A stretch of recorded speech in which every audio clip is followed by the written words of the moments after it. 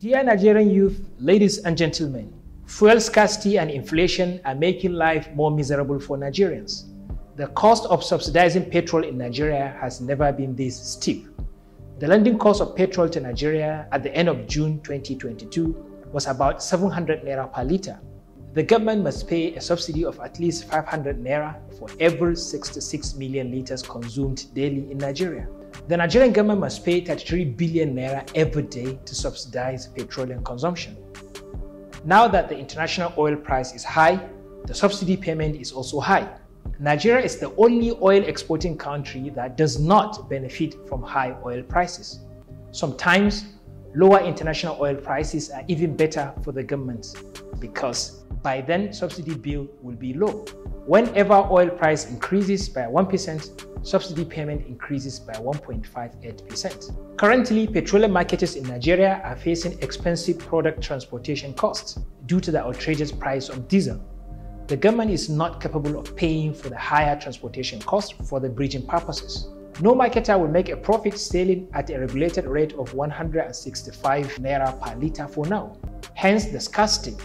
Marketers would prefer to take their products to where they can sell at a higher price to recoup their costs. Big cities like Abuja, where there is a close supervision, are facing worse scarcity. The Nigerian government planned to spend 3 trillion naira on fuel subsidy in 2022. Is that sustainable? Some people smuggle Nigeria's subsidized petrol and sell it in neighboring countries at a higher price. That's an arbitrage. Do you think subsidy is sustainable? It was discovered that 80% of the benefit of the subsidy goes to the rich income class of Nigerians. Only 20% of the benefits go to the poor. So the rich benefit more from the petroleum subsidy. In the last 20 years, the Nigerian government has spent over 16 trillion naira subsidizing petroleum consumption. More than half of that was spent in the last 10 years. Sometimes the government has to borrow to pay subsidies. Sometimes the government becomes bankrupt because of the subsidy and had to borrow money to pay salary. With the money spent on subsidies in the last 20 years, we could have built a refinery that has the capacity of 1 million barrels per day. We could have built a world-class hospital with 20,000 beds. We could have built 8 world-class universities with the capacity of 22,000 students. Or we could have built 60,000 miles of new modern electricity transmission lines with 138 kV capacity. All this were lost because of subsidies. With the rising poverty, insecurity, and unemployment, where will the government get the money to fix these issues since it has exhausted its money paying for the subsidy? Now, because of these evils, the Nigerian petroleum law has nullified petroleum subsidies. It is now illegal for the government to pay for the subsidy. However, removing the subsidy will mean that petrol could be sold as high as 700 naira per litre as of now, and sometimes it can be sold as low as 140 naira per litre, depending on the international oil price. Now, what is the way forward? Should we remove the petroleum subsidy or not? If we are to remove petroleum subsidy, how do we go about removing it? What is the Atiku Abubakar's plan on the subsidy issue?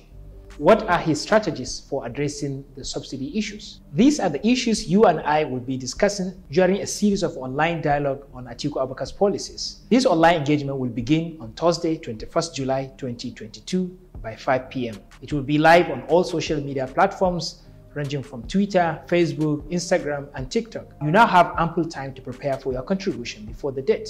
I will share with you a detailed plan on how Atiku Abubakar plans to tackle fuel scarcity and subsidy issues if he got elected.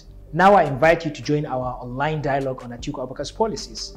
And I invite you to become a speaker during this online dialogue to contribute your ideas and ask questions. So you can follow me on all social media platforms for more updates and for your participation. You can find me on my social media handles at Ahmed Adamu to participate and for further updates.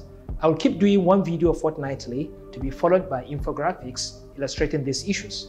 We'll pick one issue fortnightly and we'll be meeting on social media platforms like Twitter Space, Facebook Live, Instagram Live, TikTok Live, and some radio stations in various languages to share with you the Atiku plans on various issues. We will also be announcing one big physical event where you will be given the opportunity to present your policies before His Excellency Alhaji Atiku Abubakar and win a prize and stand a chance to be co-opted into the Atiku Abubakar's policy team.